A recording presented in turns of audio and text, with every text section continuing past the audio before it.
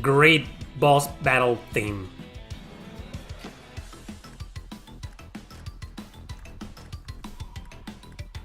So that's gonna be the poll. Do you play indie RPGs? The options are definitely, just a few, or nah. What's an indie RPG? Well, in my opinion, an indie RPG is a game, or any indie video game, is a game that is developed by a group of people, small or big, that doesn't have any funding whatsoever, maybe except for a Kickstarter or something like that, and it isn't published by any big studio or any AA studio, AA or AAA studio. Yeah, any studio of renown, something like that. But sometimes an indie RPG can be developed independently and then miraculously get published by a big studio like Square Enix or 505 Games. But that doesn't change the fact that the game was developed independently. Yeah, it's a complicated matter. The definition itself, what's an indie RPG? It's weird, isn't it? But yeah, that's what I think. I wouldn't say it's my opinion. I think it's objectively, I think it's a fact that this is the definition of an indie video game, something that was created independently, out of with full creative control by you and a group of people. And then if you miraculously get it published by a big company or whatever, doesn't change the fact that it's still indie. It was still developed independently. That's what I think it's an indie video game. Okay? So how long should a demo be? No one asked that, I know, but I'm still gonna answer that because I'd like to know myself. How long should a demo be? I think 7 hours is too long. It's appreciated, of course. So I guess the answer should be the longer the better. But then if you give too much to the player, they may feel like it's almost unnecessary to buy the game. Like 6 hours, that's more than enough to, I don't know, make a review or have an opinion, or just that's more than enough for me to feel satisfied, and I'm gonna wait for the price to drop. So I think giving players just to test a small bit for an RPG, okay, not a regular video game. Yeah, for an RPG, I think giving the players just a small bite of the cake is better. It's always better, because if you give them too little, there's nothing. You know, I've played demos that were like 30 minutes long, like Sea of Stars, for example. The Sea of Stars demo was just that, like 30 to 40 minutes long, and I was like, you know what, I liked it, I really liked what I played, but this is just not enough to convince me to buy the game on day one or ever. I will buy it, of course, but I'm gonna wait until it's like at a laughable price. So, but if you give the players too much, like Unicorn Overlord or Relayer, you know, you might be giving them too much, I think. So I think we're gonna have to go in the middle, like 2-3 hours long. So that's why the usual amount of a demo is like 2-3 hours long. So that's how long a demo, an RPG demo, should be. But I'm really more in favor of the more the better, because Unicorn Overlord, had I played only the first 2 hours, and those first 2 hours are the ones that I streamed here on YouTube, kind of left me with, well, okay, like wanting for more, but not that more, you know? And now that I finished the demo, and it was like 6 hours long, god damn it, I want more! Now I want the damn game! So how long should a demo be? About 2 to 3 hours long, you know, but for me, the longer the better. For me personally, because I think differently. I've been trying to get into indies for the past couple of years, and I've covered quite a handful amount of indie RPGs in the past couple of years. I'm playing them more and more, grown to appreciate them way more than I did 2-3 years ago. So it kind of breaks my heart that the poll right now is pretty even. Anyway, thoughts on the new Shin Megami Tensei 5 Vengeance? Well, It's a two-sided coin, double-edged sword. There's some good things about it and some bad things about it. On the good hand, people will finally be able to play Shin Megami Tensei 5 and the definitive edition no less, on PlayStation and on Xbox apparently and on PC, so it's gonna be everywhere. Finally, at long last, after 2.5 years of its release, we're finally getting SMT 5. So that was a big question back in the day. Like, everybody was asking, is this gonna be on Steam at least, or on PS5, PS4? And it remained an exclusive to the Switch for years until now. Well, the vanilla version, I'm pretty sure it's always gonna be exclusive to the Switch. Yeah, but this new Royal version, it's pretty much Shin Megami Tensei 5, the Royal, just like Persona 5. It's gonna be available everywhere, and that's a great thing. That means everybody will be able to play the game. On the bad side of things, I think Atlus is a company that's been known for milking their most successful titles, and I didn't know SMT5 was that successful enough to merit milking it over and over again. So now we're gonna get the Royal Edition, and Atlus is a company that's known for pulling those kind of shenanigans nowadays kind of often. It's kind of like Capcom with Street Fighter. They released the regular vanilla Street Fighter, and then Super Street Fighter, and then Super Street Fighter Turbo, and then Street Fighter the Arcade Edition, and then Street Fighter the... So what, Atlus? Are you gonna be like that too? Because that's bullshit in my opinion, especially for RPGs. Fighting games, I get it, you know, but for RPGs, I think that's horseshit. I didn't mind that Persona 5 got this massive update included on it, and instead of being a DLC, a digital DLC, I mean, it's a physical game, which is appreciated, but still, it's just milking the franchise. Instead of focusing on a new game, on a brand new game, or on remastering old titles, like everybody wants SMT4 and Apocalypse ported to the Switch, or some of the old ones remade, and instead you give us this extended updated version with, I don't know, better visuals and more content. Yeah, I have mixed feelings about that. I've always had mixed feelings about things like when companies do stuff like that. I mean, I see the good things and the bad things about it. So, in conclusion, it's not that I couldn't care less. I care about this release, but I'm probably gonna wait until the price drops considerably, and I'm gonna play it again. I'm gonna buy it again. I don't like it when companies make me buy the same game twice. I already bought the original day one because I needed the game for a review. I am not doing the same thing twice. I'm not getting this game on launch. No way. Even if it becomes highly anticipated, I'm not doing it. So I'm gonna wait for a good price to show up, and I'll definitely get it on PlayStation 5.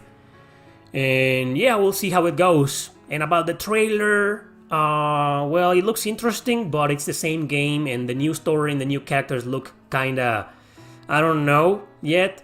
Well, for starters, the protagonist, when the game was announced, looked kind of weird, right? Like, kind of like, what's going on here, Atlus? Like, why this character? Why this design? Why these clothes? Why this voice actor? I mean, yeah, right? It's kind of very, very, not pretentious. I was going to say pretentious, but no. I mean, the point is clear. So, I don't know about these new characters. They don't look that interesting to me. The demon blondie girl looks interesting, but the female... I don't know if she's gonna be a protagonist, I don't think so, but the new demon summoner, whatever the fuck that is, I don't know, she looks pretty modern, and you know how dangerous that can be.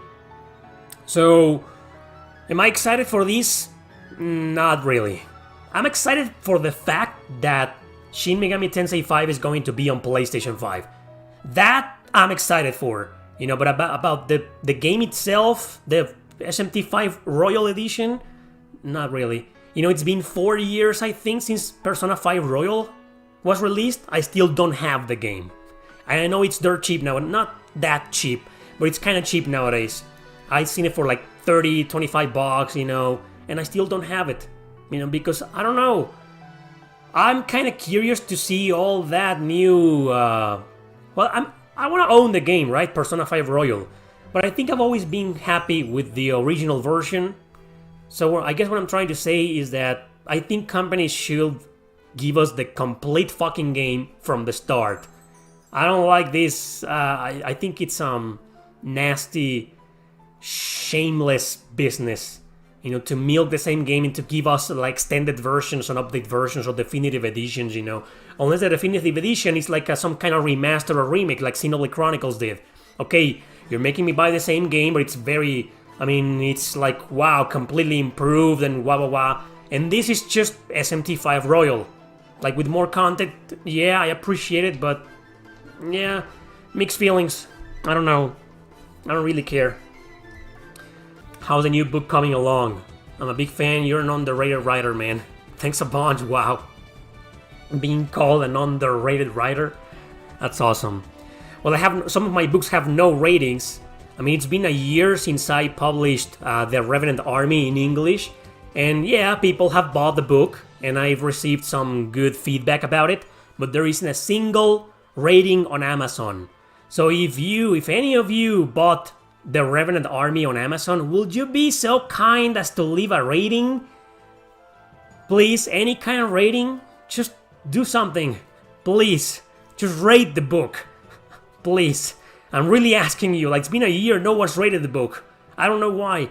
It's not like I've only sold like 5 copies, no. So yeah, please do me the courtesy of rating the damn book, man. Anyway, so how's the new book coming along? I'm still cooking it. I'm still trying to decide which is the better idea. I think I'm gonna go for the cynical idea and try to create... I've never done this. So I really want to try my talent at writing dark as hell comedy. Some really black humor, And... But I don't know, I'm still debating. But it's gonna happen this year, no matter what. Would you want to get into the video game industry and write? I'd love to get into the video game industry independently. I'd love to write a script for an indie RPG. Let's face it, Western RPGs would never hire me because the West is pretty much controlled by the United States of liberal fucking America. And a guy like me, who's pretty much anti-politics, wouldn't work in there. I will get censored as fuck and probably fired. And Japan has a hell of a lot of amazing writers, so they have no need for anybody else except Japanese writers, so nobody will hire me. So, yeah, independently, I fucking love to write a script for an RPG, man. As long as the project is serious. And as long as the project, as long as the people I'm working with are not political. Like, you put your right wing or left wing shenanigans on me, I quit. Simple as that. You cannot censor my fucking script. That would be my only rule. Exactly, politics, stay the fuck away from my imagination. Nope, no one has asked me about my opinion of the Monster Hunter Stories remaster, the first one originally released on the 3DS. Thanks for asking.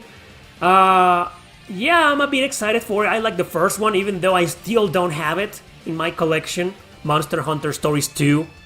Okay, and I don't have Monster Hunter Stories 1 on the 3DS, but I did play it there. Actually, I like the second one better, but this remaster looks exactly like they're using the exact same graphic engine, and it looks pretty damn good. And believe it or not, even though I'm not the biggest fan of those games about those Pokemon types of games, because that's Monster Hunter Stories for you, even though the battle mechanics, well, the gameplay itself is a bit of its own thing. It's more traditional style. You visit different towns, and there's an overworld, there's areas, and blah, blah, blah. But Pokemon is like that too. Although in here, I don't think there's a tournament. I don't remember a tournament like in the Pokemon games. But what I'm trying to say is, it's the same formula.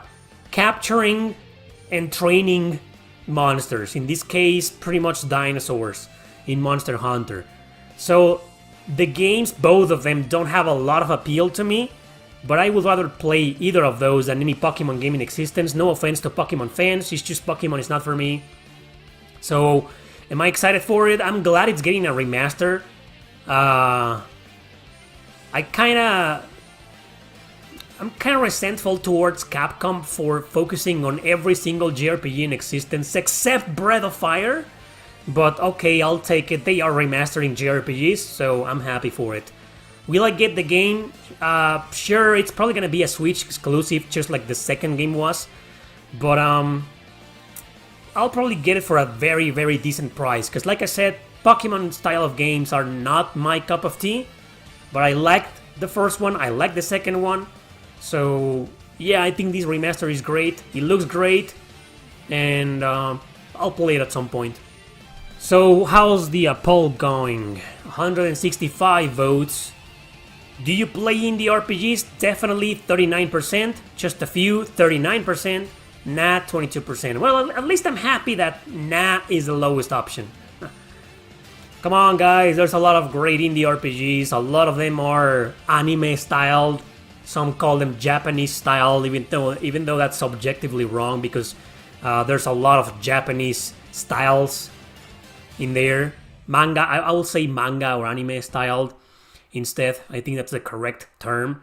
But there's a lot of them that are really good. Some of them are even better than the mainstream ones. But yes, it's true. On the other hand, it's also kind of hard to find like the really good ones out there. Yeah, man, watch some of my latest videos. There's been a crap ton of indie recommendations. What did you think of the new trailer of Fantasy Life 2? You know, I played the first one on the 3DS, and it's a great game, but I never got into it because I felt kind of overwhelmed about all that you could do, because it's a bit of an open world game, right?